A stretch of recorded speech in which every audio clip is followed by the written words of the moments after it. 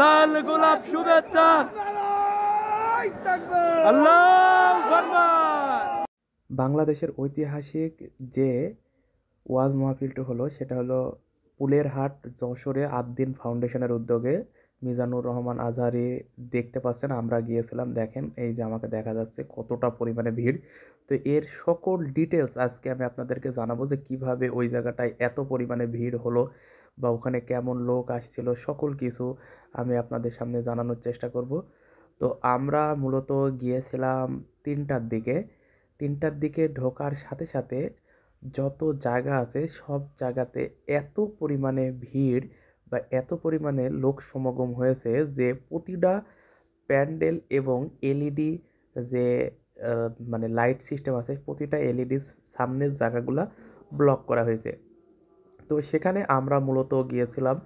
আমরা যাওয়ার পরে প্রতিটা জায়গা সেখানে দখল করা হয়েছিল, মানে জায়গার আসন সব জায়গাতে বসা হয়ে গিয়েছিল। এবং এখানে কিছু গুরুত্বপূর্ণ নিউজ আপনাদেরকে দিই। এখানে কিন্তু বারবার সতর্কমূলকভাবে বলা হচ্ছে যে আপনাদের পকেট সাবধান রাখবেন, মোবাইল ফোন সাবধান রাখবেন এবং ছোট ছোট বাচ্চা যারা আনছেন তাদেরকে একটু সাবধানে রাখবেন। কেননা আমরা পরবর্তীতে নিউজ পেলাম 300-র অধিক আপনার থানায় জিডি হয়েছে। 300-র উপরে যদি থানায় জিডি হয় তাহলে পরে কতটা চুরি হয়েছে। অনেকে আছে যারা থানায় জিডি করেনি, তাদেরটা বিষয়টা আপনারা বুঝতে পারছেন। এইসব জায়গাতে কিছু কুচক্রী মহল তারা কিন্তু এই সুযোগের সন্ধান নিতে পারে।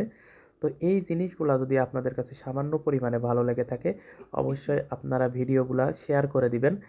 আর এরকম মাহফিল আর বাংলাদেশে হবে কিনা বা এরকম লোক সমাগম বাংলাদেশে আর হবে কিনা তা সত্যিই মানে মানুষকে বলার মতো না। কেননা আল্লাহর প্রতি বা ইসলামের প্রতি মানুষের যে ধার্মিকতা, সেই ধার্মিকতা যে কতটা পরিমাণে এসেছে তা আমরা এই মাহফিলে গেলে পরে বুঝতে পারি।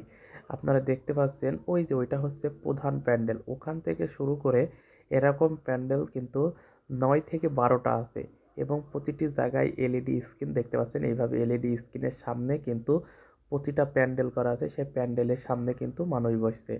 মানে আমি বলতে পারি যে আহ, যে কোনো আমির হামজার যে দর্শক হয় এক একটা প্যান্ডেল সেরকমভাবে করা হয়েছে, এরকম 9-10টা প্যান্ডেল।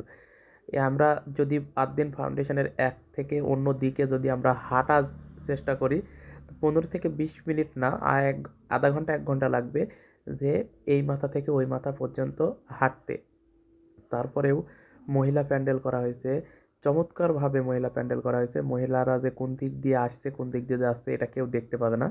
তো জিনিসটা খুব সুন্দরভাবে পরিপূর্ণ হয়েছে। তো এই ভিডিওগুলো যদি ভালো লেগে থাকে অবশ্যই ভিডিওগুলো আপনারা শেয়ার করে দিবেন, তাহলে পরে ইনশাল্লাহ ভালো কিছু হবে।